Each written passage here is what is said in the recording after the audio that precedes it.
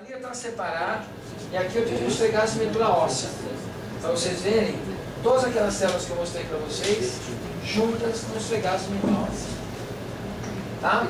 Então eu tenho aqui promielócito, promielócito, eu tenho mielócito, tem metamielócito, tem segmentado, tem bastonete, tem metamielócito, tá? Esse é um esfregaço medula óssea. E aqui é só um detalhe. Aqui nós chamamos de cromatina de Barr.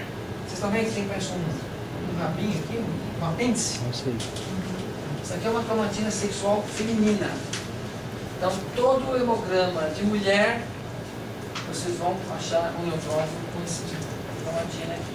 Um esfregaço de homem não tem. Então, às vezes a gente brinca, né? Quando tem um estagiário, alguma coisa, vê esse esfregaço e fala, isso aqui é de mulher. Como é que você sabe que é de mulher? Não pode olhar que é de mulher.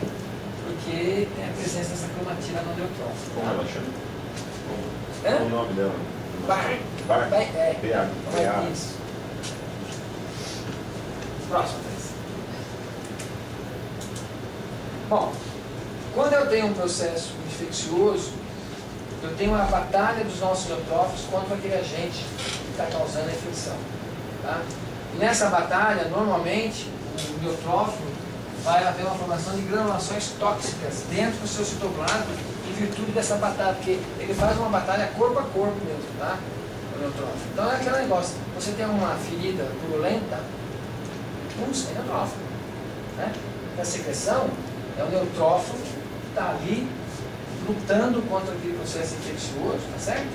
E aí há a formação dessas granulações tóxicas, que podem ser mais finas, mais grosseiras, tá certo? E é importante a gente salientar para o médico se tem ou não essas granulações tóxicas, tá? Aí eu pergunto para vocês acham que isso aqui é bastonete ou segmentado?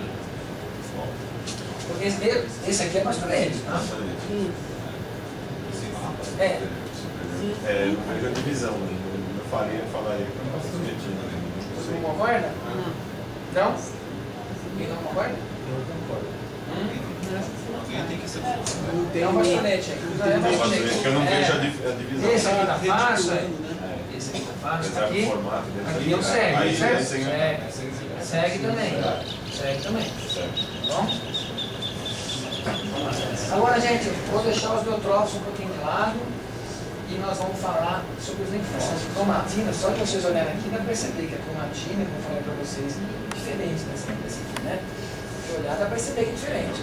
Essa aqui é grosseira, condensada, ela é frouxa, delicada, mas falar sempre é fácil, né? Na microscopia é um pouquinho sempre mais complicado, tá? Vamos lá. E aqui, gente, é um quadro do indivíduo com mononucleose infecciosa. É um quadro típico em que o indivíduo é atacado pela doença da mononucleose e os linfócitos dele vão ter essa característica. E aí, se diferenciar aquele monócito daquele linfo grande já era difícil, com esse tipo de linfócito, então vocês imaginam a dificuldade que não é só a mononucleose que dá tipia, tá? Várias viroses dão cachumba, sarampo, enfim, tem série de viroses que dão atipia linfocitária, tá? Citomegalovírus, mas a mononucleose é a mais exuberante delas, tá? Vacúolos citoplasmáticos são esses vacúolos que vão aparecer dentro do citoplasma da célula, indicando o processo infeccioso, tá? Mais um dado para o médico que há um processo infeccioso naquele neutrófilo. Observe, gente, que o paciente vai ter anemia, né?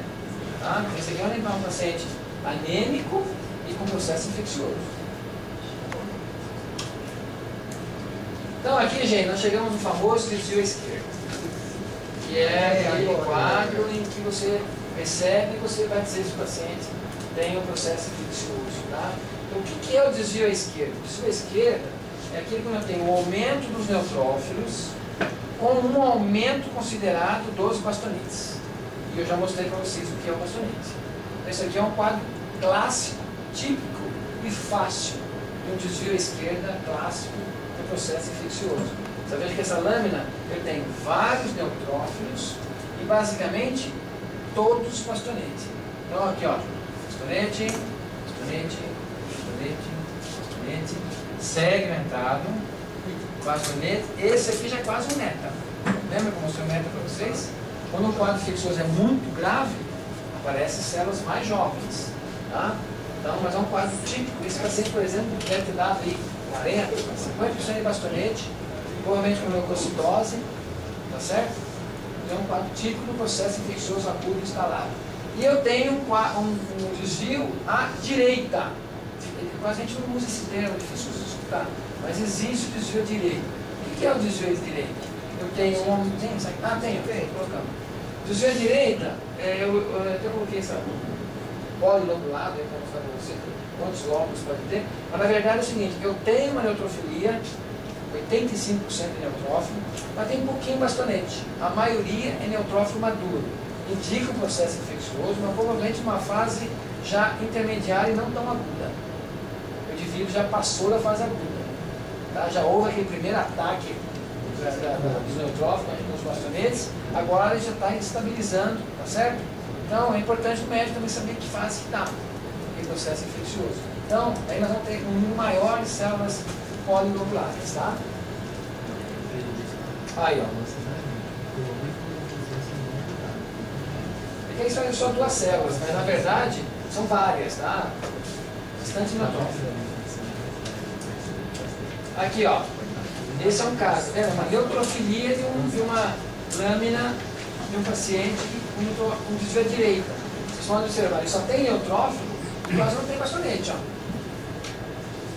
Tá vendo? Mas ainda tem granulação tóxica, vasculino, cheio de grânulo. Tem aqui, outra coisa que chama atenção aqui. Vocês não acham que tem bastante plaqueta? Aqui que eu estava mostrando? É um quadro de plaquetose. A plaquetose normalmente acompanha processos infecciosos também, tá? Então, é uma característica das plaquetas aumentarem em processos infecciosos, costuma aumentar a plaqueta. Então, chama atenção no plaqueta, só de você bater o olho chama atenção. E esse desviozão, é a direita. Vai dar, às vezes dá 90% de neutrófilo. Eu não tenho bastonete, mas só tenho neutrófilo. Aqui, gente, é uma eosinofilia. E no sangue periférico, ela vai ter aqui a coloração não está muito bonita, gente, ficou meio escuro, mas ele tem um tom laranja, tá? Aqui eu vou começar a falar alguma coisinha. Nós já mostramos os linfócitos aumentados lá, com atipia, né? Aqui é um quadro de uma doença chamada leucemia linfóide crônica, normalmente em idosos. Então, o dia que vocês receberem um hemograma, um idoso, leucócito aumentar, esse é um hemograma que tem que ser associado com muito cuidado. Porque a leucemia linfóide crônica é uma leucemia relativamente benigna. Benigna, que eu digo o seguinte, ela se arrasta por um bom tempo, e o paciente pode, em tratamento inclusive, pode ter até uma boa qualidade de vida. Não é uma leucemia das mais agressivas.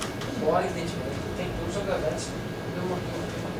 Agora, tem algumas presenças que nós chamamos de manchas de Lomprete, elas estão presentes nesse tipo de leucemia, que são restos celulares dos linfócitos, e é típico da linfóide crônica. Tem que ser valorizado sim, tem que ser alertado do médico.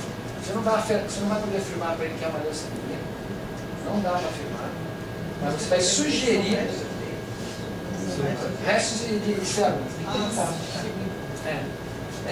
Você vai sugerir um segmento, acelerando e acaba tendo alguma falência de alguns órgãos e o óbito acaba sendo por outra causa, mas que teve com base na linfóide crônica.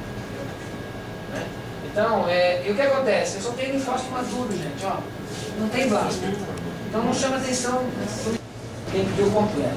Tem que incluir o TP e o TTPA. Por quê? Porque o TP vai pegar a fase extrínseca da coagulação, determinados fatores da coagulação. Já o TTPA vai pegar outros tipos de fatores que você cerca todas as suas fases da coagulação. Tá? Então, e se uma delas estiver alterada, pode ser por interferente, em pacientes com hepatopatia, pacientes com uso de medicamentos de uso contínuo, podem ter variações aqui de TP e de TPA. Então, a partir do momento que você recebe esse paciente, normalmente você pode não ter o histórico dele, e aqui você pode estar descobrindo, e aí você vai a fundo, né? Você repete, continua dando uma alteração. Uma das provas, eu acho que antes você partir com um caso cirúrgico, tem que ser investigado. Se ele não tem uma coagulopatia lá atrás, ou por N motivos, tá? Vamos falar uma coisinha rápida agora de bioquímica, mas como eu já cansei, eu vou falar isso falar um pouco mais. Bom, gente, como a gente já falou, sou farmacêutica também. Eu fico mais na área técnica mesmo, aqui dentro do laboratório, quando vocês vão entrar para conhecer. Então, assim, o que eu vou falar para vocês de análise bioquímica, né? Já foi toda a aula de hematologia, agora a gente está mudando de setor, que é a análise bioquímica mesmo. Então, assim, o que eu vou falar para vocês é muito básico, é uma avaliação, é o significado de cada um dos principais exames que são pedidos geralmente em pré-operatórios ou para uma avaliação geral mesmo do funcionamento do organismo e como vocês conseguem interpretar, né, esses resultados. Aqui eu vou frisar mais uma vez para vocês os resultados de bioquímica, que foi o que o Dr. Eugênio já falou.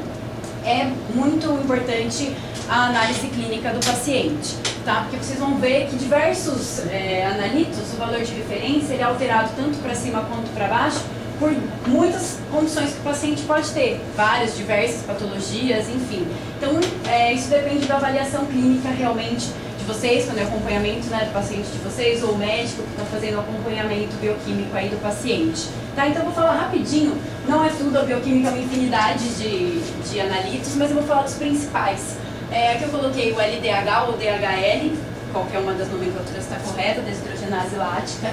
Quando que ela aumenta nos indivíduos? Por dano tecidual. Então, qualquer tipo de lesão na célula que pode ser ocasionada em hepatite, em anemia hemolítica, como a gente viu, né, que tem aquele rompimento das células, cirrose, AVC, infarto de miocárdio. Então, tudo que tem lesão tecidual, lesão de célula, aumenta o DHL. Então, vai aí, né, como resultado é a análise clínica do paciente. Aqui no caso, por causa do infarto, né, quando tem lesão das células do miocárdio, que também pode ter aumento de DHL. Também é um exame realizado aqui na nossa bioquímica, muito frequente, acho que todo mundo já fez ou faz acompanhamento. Os diabéticos é o exame, né, de ouro aí deles para acompanhamento da diabetes. A gente coloca em jejum, nesse caso a gente pede pelo menos 8 horas o paciente sem ingestão de carboidrato, né, de açúcar, para não ter alteração, para não mascarar o valor basal da glicemia do açúcar no soro. Inclusive, esqueci de falar, esses exames que a gente está falando aqui, pessoal, são dosados no soro, tá? Quando a gente colhe, a gente centrifuga, célula vermelha vai para baixo, a gente faz na dosagem do sorinho, esses analitos aqui.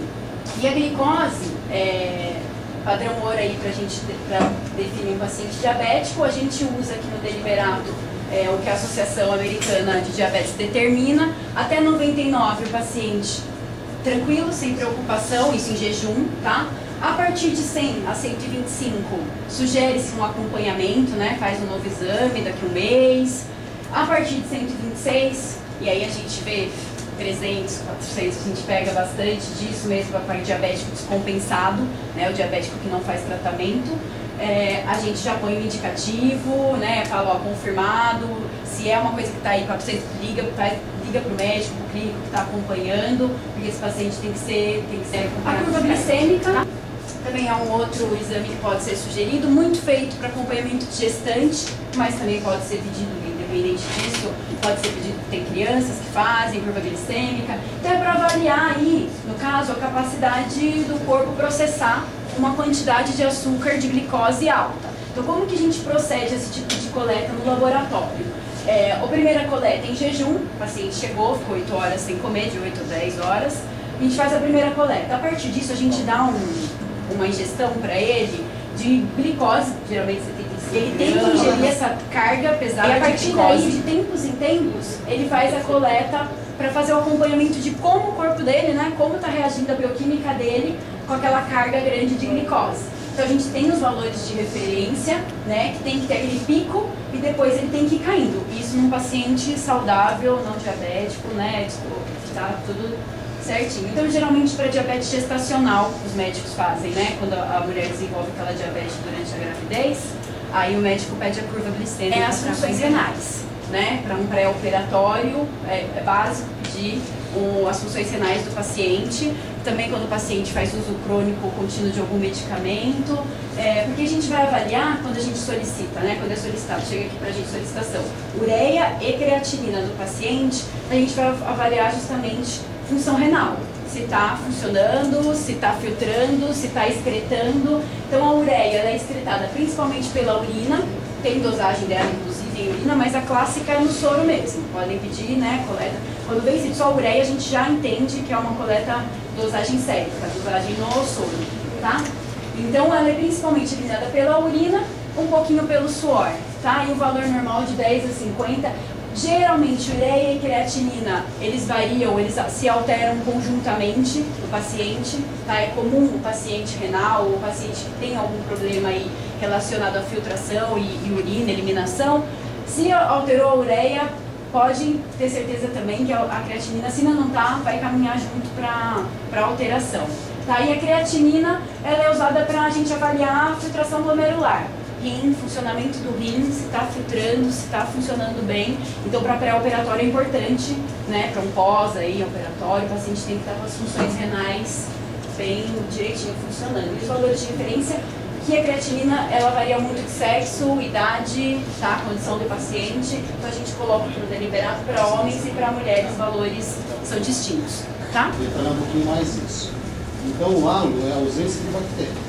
Então, consequentemente, quanto maior o halo, mais efetivo é esse antibiótico na desinfectação celular dessa bactéria, né? Ou no controle da população. Agora, tem um detalhe: a informação laboratorial é de extrema importância, mas ela não pode ser exclusiva da sua atividade clínica. Por quê? Porque os medicamentos têm clorofismos por princípio. Então, de repente, você pode ter um medicamento mais eficaz no controle, mas não mais adequado para o tecido infectado do ciclo infeccioso. Não pode ser laboratorial. Outra coisa, o paciente ele pode ter disfunções sistêmicas, renais, hepáticas, justamente que está dentro de um conjunto de análise. Dependendo da via de metabolização e excreção, você às vezes não pode usar o melhor resultado do laboratório. Então, não existe, como o Dr. Eugênio frisou, como está sendo dito desde o início. É uma importante ferramenta, mas você não pode usar o laudo especialmente o laudo para a conduta, que tem que ser interpretado. Exatamente. Com certeza, muito bem colocado, doutor. Porque realmente aqui é como já falou, a análise do material que foi enviado para a gente. Ponto. Né? Não avalia se o paciente tem, por exemplo, uma alergia, aí já são outros, né, outros parâmetros. Então, realmente, isso é só vocês lá com o paciente, o laudo é um auxiliar, né, para direcionar, mas para ajudar mesmo, para auxiliar vocês. E aqui também, esses antibióticos também variam, tá, gente? Dependendo do tipo de bactéria que cresceu, do tipo de material que foi semeado, de repente é um material de hospital, o próprio médico liga e fala, olha, aqui no hospital a gente já tem resistência geral, ou então não utilizo esses antibióticos que você costuma usar no seu laudo na minha farmácia hospitalar. Vocês podem adicionar o antibiótico tal e tal, tudo isso é protocolado e pode ser feito, não tem problema nenhum. Jamais é visto pelo ideal. Você vai entrar com um medicamento antimicrobiano antes de colher o material. Então, primeiro você colhe o material, depois você vai eleger um protocolo para o tratamento. A dificuldade é que muitas vezes o paciente já está sendo medicado. Você já recebe o paciente, né? Então, quando você vai mudar o terapêutico antibiótico, se ele está medicado e não melhorou, ele tem que procurar, antes de você introduzir um novo protocolo, você colhe o material, envie esse material nas condições adequadas para o laboratório, que não basta você colher numa seringa e deixar. Isso, né? Verdade. Porque isso vai ser uma perda de tempo. Né? E outro detalhe, como que vai tratar o paciente? Depende da flora bacteriana no sítio. Cada sítio orgânico tem uma flora correspondente. Então você vai dar uma indicação correspondente à flora, né? E correspondente à clínica do paciente. Então, se o paciente está com uma infecção inicial, média ou alta, as próprias características do tratamento mudam, não? Às vezes até na mesma droga, em termos de dosagem, né? Dosologia. Agora, obviamente, que enquanto você não tem justamente o laudo, o apoio do laboratório, você vai procurar adotar uma conduta terapêutica, antibiótica, a mais adequada e moderada. Então você tem uma motivação. Mais alguma colocação? Acho que vai acabou. Aqui eu acho que Eu vou colocar aí o que o Diego deixou. Pessoal, tem mais.